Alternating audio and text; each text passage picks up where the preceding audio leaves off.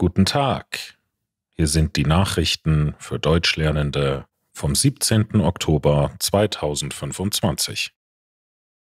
Führerschein soll günstiger werden. In Deutschland plant das Verkehrsministerium eine große Reform der Fahrschulausbildung. Ziel ist es, den Führerschein deutlich günstiger und einfacher zu machen.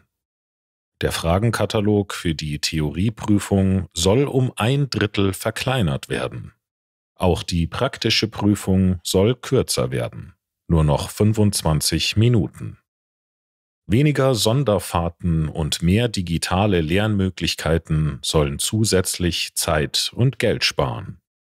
Fahrschulen müssen künftig ihre Preise und Durchfallquoten online zeigen, damit man besser vergleichen kann. Außerdem prüft das Ministerium, ob Eltern beim Üben helfen dürfen. Derzeit kostet ein Führerschein der Klasse B im Schnitt rund 3.400 Euro.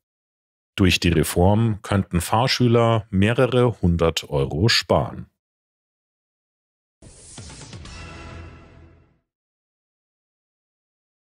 Bundespolizei darf künftig Taser einsetzen. Die Bundespolizei darf in Zukunft in ganz Deutschland Taser benutzen.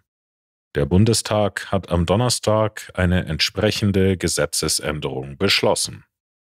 Damit dürfen Polizisten neben Schlagstöcken und Schusswaffen nun auch Elektroimpulsgeräte einsetzen. Ein Taser gibt aus kurzer Entfernung Stromstöße ab und kann eine Person kurzzeitig bewegungsunfähig machen. Die Regierung erklärt, dass der Taser helfen soll, Gewalt zu verhindern und Schusswaffen nur als letztes Mittel einzusetzen.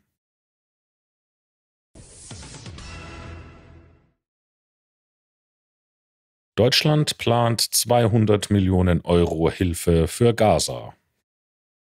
Deutschland will kurzfristig mindestens 200 Millionen Euro Soforthilfe für den Gazastreifen bereitstellen.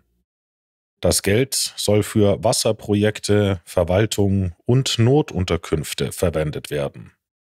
Entwicklungsministerin Riem Alabali Radovan hat betont, dass die Hilfen streng kontrolliert werden, damit kein Geld an die Hamas fließt.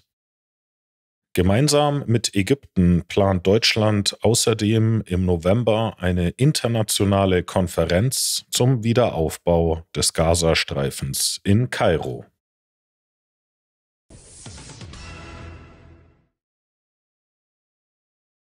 Waymo plant Robotaxis in Europa. Die Google-Firma Waymo will ab 2026 selbstfahrende Taxis in Europa einsetzen. Zuerst in London. Dafür braucht das Unternehmen noch Genehmigungen. In den USA fahren Waymos Autos schon seit Jahren ohne Fahrer und haben mehr als 10 Millionen Fahrten absolviert. Mit weniger Unfällen als menschliche Fahrer. Auch andere Firmen wollen Robotaxis in Europa anbieten, zum Beispiel Tesla und Uber. Tesla setzt dabei nur auf Kameras statt auf teure Sensoren. Ein umstrittenes Konzept. Das war's für heute mit den Nachrichten. Danke fürs Zuhören.